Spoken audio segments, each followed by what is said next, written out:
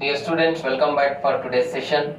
So we are done with 3 physiology chapters: breathing and exchange of gases, followed by body fluids and circulation, and later we have completed excretory products and their elimination. So today we are going to start with one more very important chapter, that is locomotion and movement.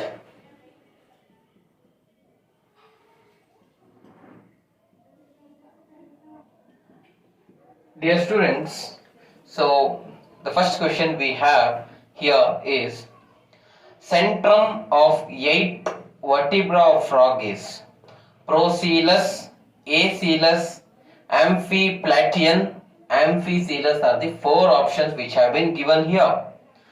First of all, dear students, let me explain you what do we mean by the centrum. Alright, say if you, for example, if you consider, right, the vertebra, okay, so this is vertebral arc, alright, and then the structure seems to be like this, okay, so this side is actually the anterior, it is inverted, alright, and this is the posterior end, alright dear students. So at the center, see here of the vertebra, you can find the spinal cord, which is in fact located in the, what we can say, vertebral foramen. See this space, no, we call this as vertebral foramen. Dear student, this is the actual body or the centrum what we refer it to as. Alright, this is very important, my dear student. First we need to understand, because centrum of 8 vertebra of frog is called as the. So now let me tell you, see, each vertebra has a body, alright, which consists of a large anterior middle portion called as centrum. Large anterior, this is, see, anterior side you can find, this is large, alright, body portion which we call it to as the centrum, my dear students, which can also be called to as the neural arc, alright. Anyway, my dear students, I can say it is generally called as centrum or body. So vertebral arc can also be called as neural arc. Okay, anyway, so now we know what is centrum. My dear students, now first of all let me tell you that the first vertebra in the frog is atlas. Alright, see, when we are talking here about the amphibian called as frog. So the first vertebra here is called as atlas, which is also the same with respect to human beings, the first vertebra. Alright. Then dear students, let me tell you that it is ring shaped and it provides the protection to the skull. That's one thing. Now further let me tell you that next from the 2nd to the 7th vertebra are procoelus. Alright, see, 7th till 7th, from 2nd to 7th vertebra I said that it is procoelus.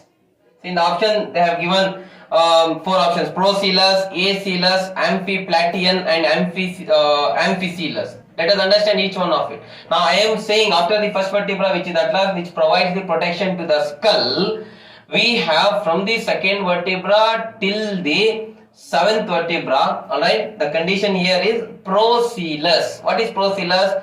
Concave at the anterior end of centrum. Alright, when you consider the centrum, it is concave towards the anterior end of centrum, alright, and convex towards the posterior end of centrum. If that condition is there, my dear friends, we call that to as procoelus vertebrae.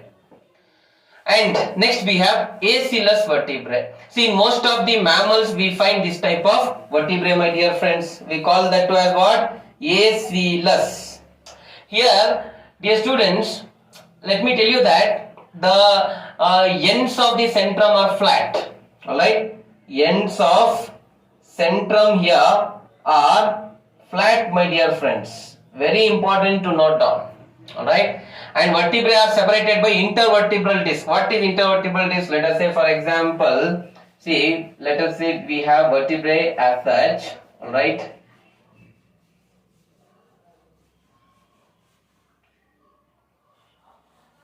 okay, as such we have the vertebrae. If you consider, see, there will be intervertebral disc, Alright, this is the intervertebral disc. Alright, to which the vertebrae are connected. Alright, anyway, so I hope now we know what is procoelous vertebrae and what is acoelous. Just remember, procoelous vertebrae concave towards the anterior portion of centrum, convex towards the posterior part of the centrum. Acoelous, ends of centrum are flat. Alright, then my dear students, let me also tell you amphicoelous. See, this type of vertebrae can be present in the fishes and, my dear friends, amphibians. Alright, amphicoelous, the word also says as amphicoelous. We can find it in fish as well as in frogs and other amphibians. Alright,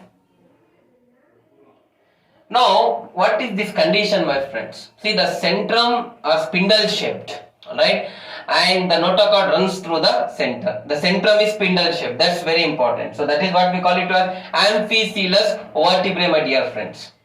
And here amphiplatean. Alright, here we can say anterior and posterior surfaces are here as well flat.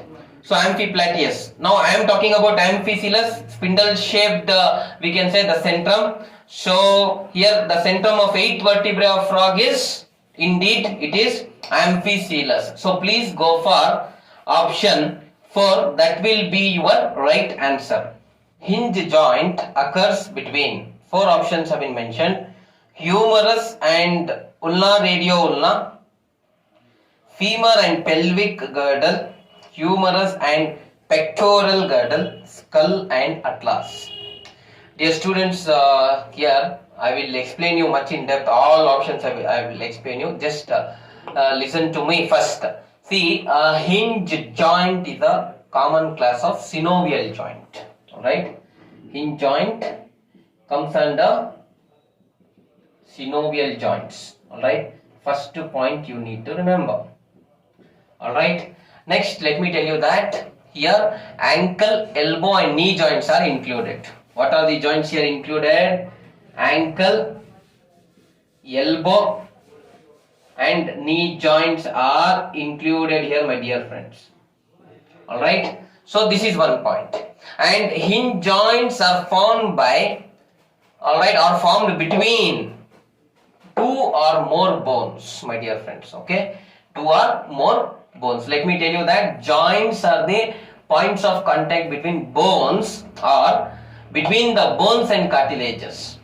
Okay, so those are joints. Now I said hinge joints are formed between 2 or more bones where the bones can only move along one axis.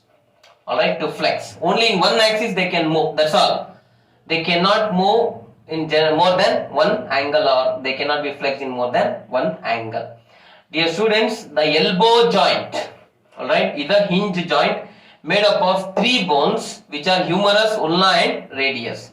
See, humerus, ulna, radius. Alright, 3 are present. Alright, so where we can find a elbow, alright, with a hinge joint, dear students. Alright, so now, so the question here asks is what hinge joint occurs between. Why I am saying that? Because here, see, it's very necessary to state me that between the humerus and ulna or radio ulna. See, humerus, ulna or radio ulna, you can find the hinge joint, which is a type of synovial joint, my dear friends.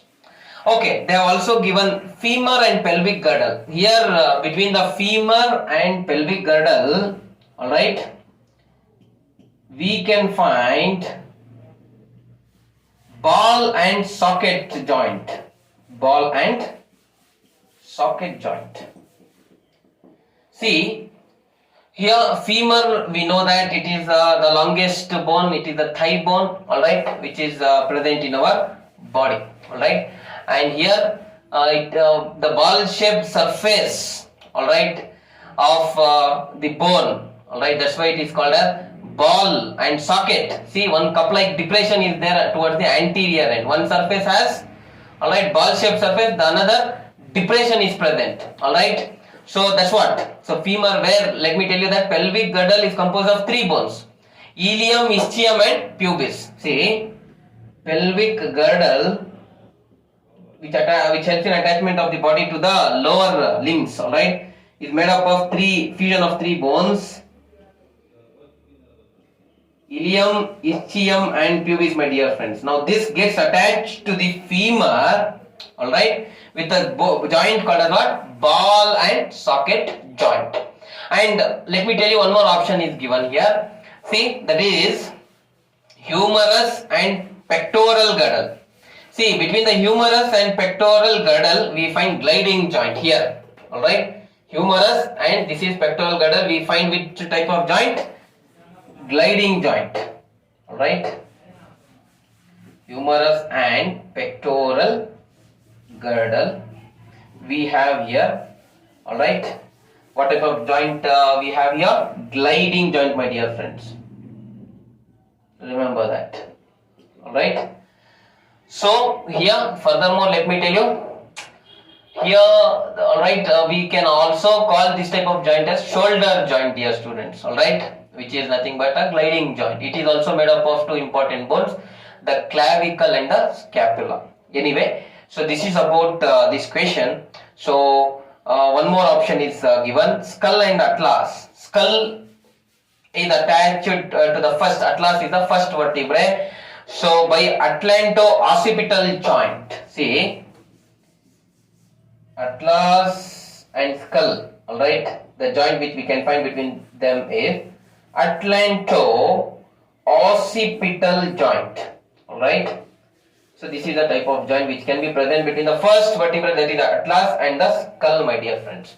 And definitely it is all right, helps in nodding movements. You know, we are able to nod our head, we say, no, generally. So that movement is brought about by this atlanto-occipital joint, my friends. All right. And here the question is, hinge joint occurs between. So it is between the humerus and ulna or radio ulna. All right. So please go for option 1. That will be your right answer.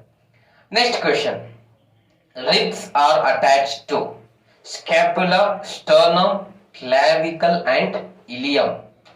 Dear students, let me tell you that we have around 12 pairs of ribs. All right. See, we have 12 pairs of ribs. All right. And here, let me tell you that the true ribs. All right. Next, we have the false ribs. Then we have the floating ribs. True ribs 1 to 7th pair. And next we have from 8th, 9th and 10th pair are the false ribs, and then 11th and 12th pair are the floating ribs.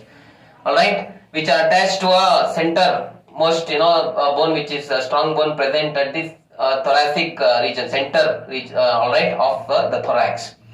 Dear students, here see, the question is very simple here. Ribs are attached to sternum, my friends. Okay, sternum, they are attached to sternum. Dorsally they are attached to vertebral column, and ventrally they are attached to sternum. See, dorsally to the vertebral column, all right, and ventrally to the sternum. See, dorsal is back toward, on the back side it is attached to the vertebral column, on the front side it is attached to the sternum, my friends.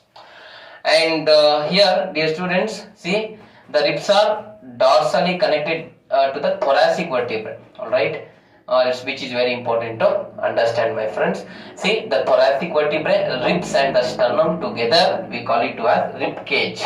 Remember this. See, the thoracic vertebrae, all right, along with ribs and the sternum. All these three together, we call it as what? Rib cage. Alright, all these three together. So the answer here is option 2, that is sternum. Next question we have.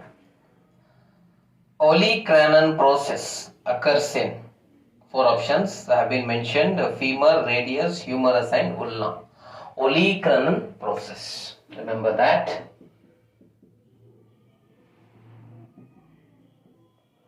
Alright, so where does it occur? We need to understand, dear students. So first of all, let me tell you what it is actually. Alright, it is a process of the ulna, one of the bone in our, alright, upper limb.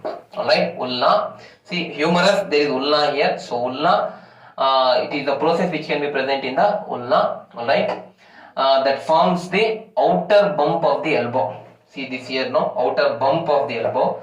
It forms outer bump of elbow. Alright.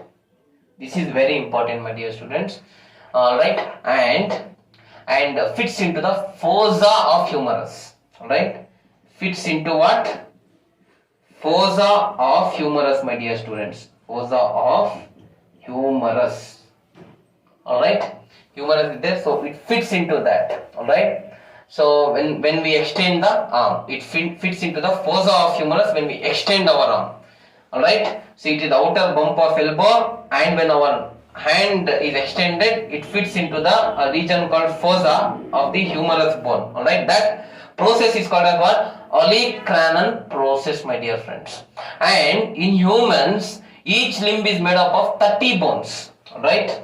Remember, in humans we can find each bone having each limb having 30 bones, my dear friends. Alright. And here the bones of the hand or the forelimb are humerus. Alright, first we have the humerus, then ulna and radius, then carpals. Okay, see, firstly we have the humerus. How many? 1 in number. Secondly, we have ulna. This is also 1 in number. Thirdly, we have radius, which is also 1 in number. Alright, all these are 1 in number. Next, carpals are 8 in numbers. Alright, see, carpals are 8 in numbers. In the wrist we can find this, which helps in a lot of movement rather in the wrist position. Alright, and then we have metacarpals, 5 in number.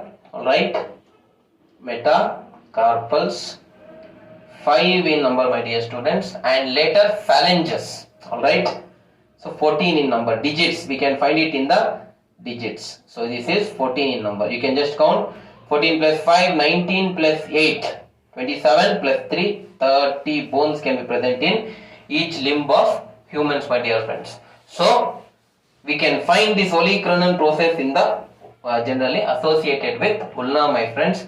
So the right option you have to go for is option 4. Next question we have, Achilles tendon is associated with hamstring muscle, gluteus muscle, quadriceps muscle, gastrocnemius muscle. Achilles tendon. Alright. With what it is associated with, we need to understand, my friends, here.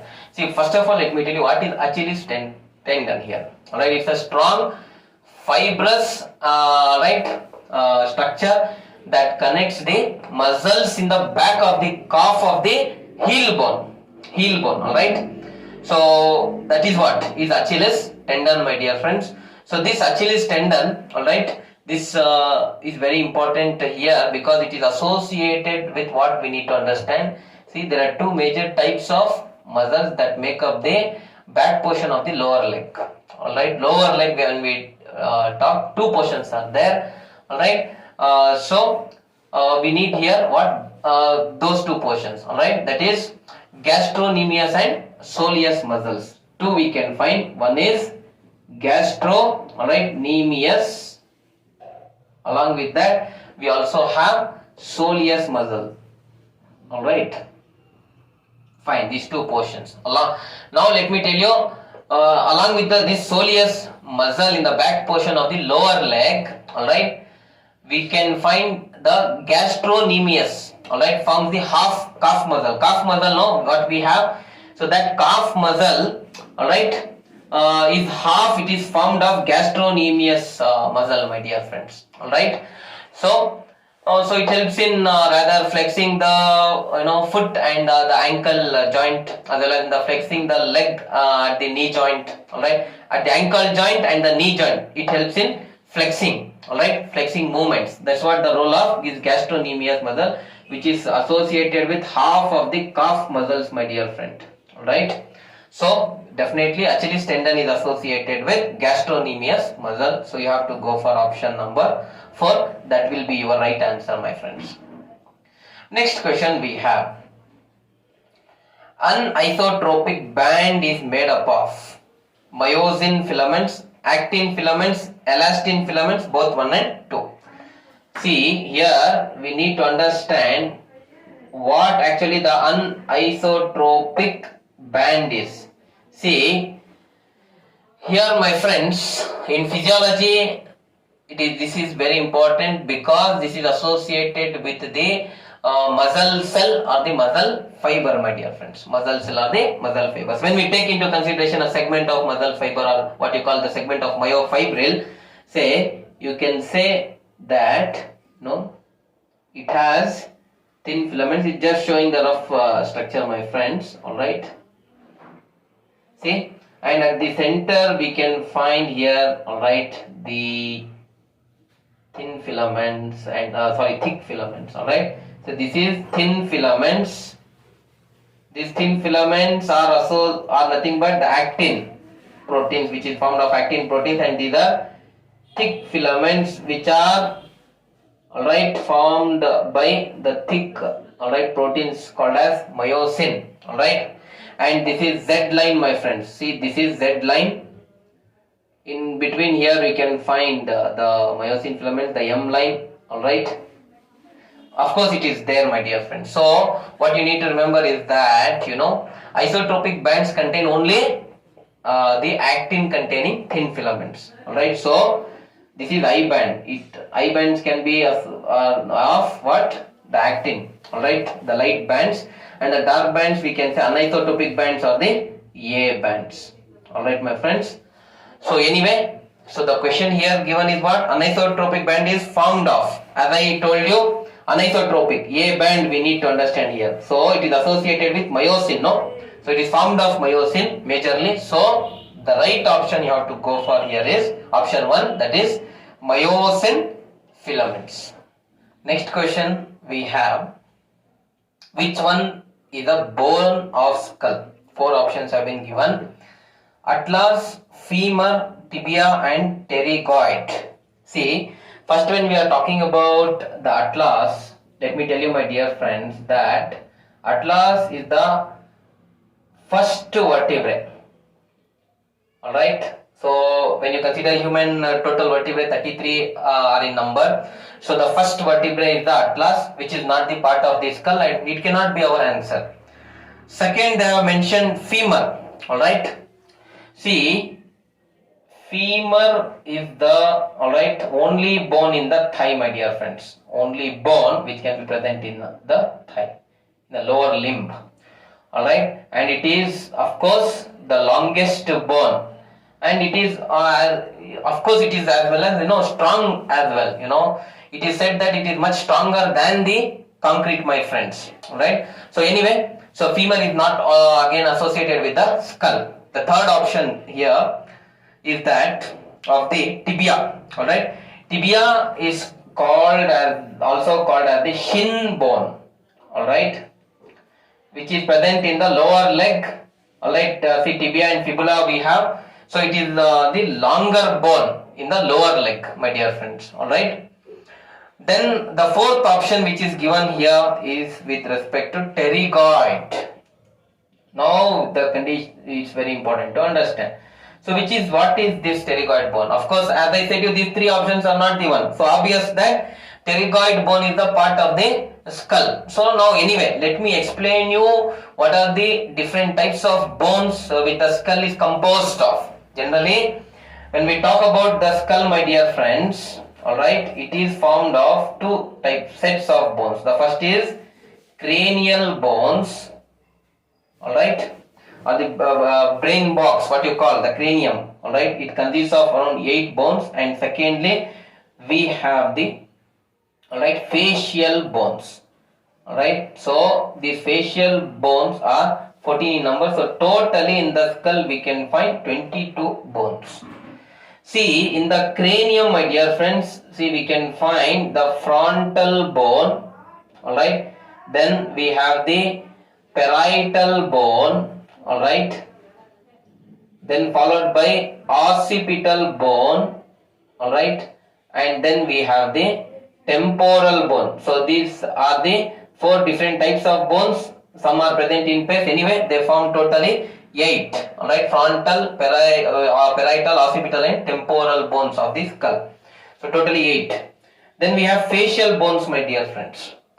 See, there are 14 in number. Alright, what are these bones? You know, we have inferior nasal concha. See, I will just represent here. Okay, firstly, inferior nasal concha. Alright.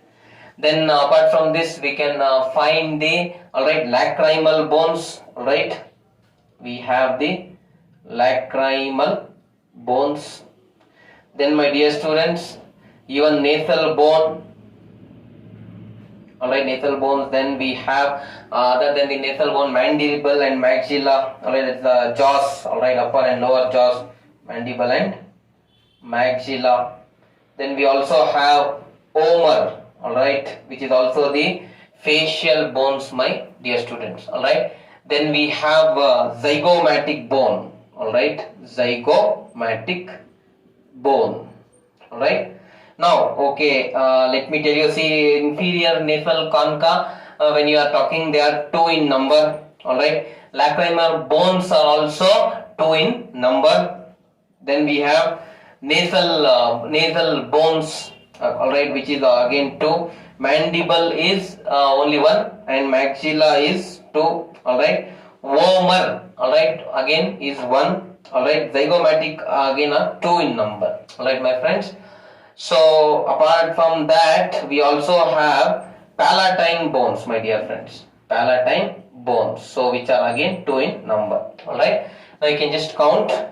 2 plus 2 4 plus 2 6 plus 2 8 plus 2 10, 10 plus 1 11 plus 2 13 plus 1 14. So 14 anyway. 14 are present in the facial bones, and there are certain bones, unpaired bones. Unpaired bone is present, alright, in the skull. Alright, this unpaired bone, one of the unpaired bone is called as the sphenoid bone, my dear friends. Alright, along with this sphenoid bone, this pterygoid bone is associated with, my dear friends. Alright, so here, without any hesitation, I request all of you to please go for option 4. That is your right answer. Next question we have. Number of floating ribs in the human body is, 4 options have been given. 6 pairs, 5 pairs, 3 pairs and the 2 pairs are the options. Dear students, okay, I already have explained you this, that the ribs consist of, alright, see, now let me say 12 pairs, ribs are 12 pairs, alright.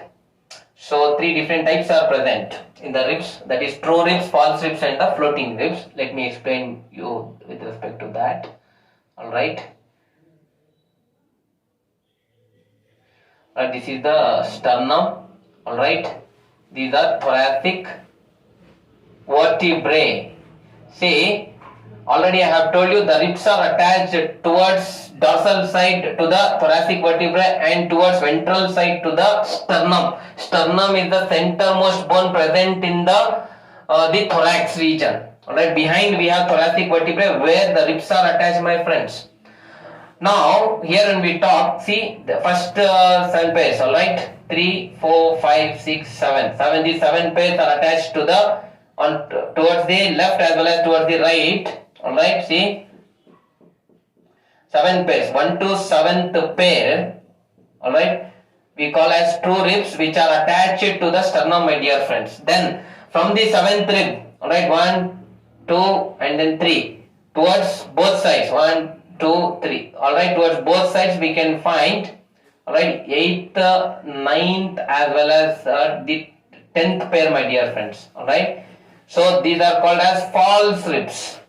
Alright, because they are not arising from the sternum, in fact they are arising from the 7th vertebra. Anyway, and then we have again what here, thoracic vertebra. From there 2, alright, pairs we can see arising of 2 pairs. Alright, these are called as the floating ribs.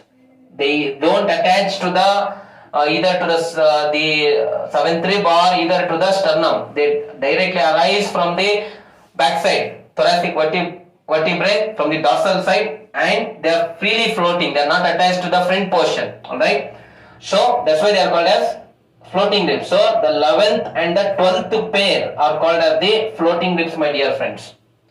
Alright, so they are pair. We can find them in pairs, my friends. So here among the given options, you have to go for option 4. That will be your right answer. And I hope everyone are following with attention and with concentration. Please follow up the classes which have been completed before as well. Okay. So this ends the session. Thank you very much.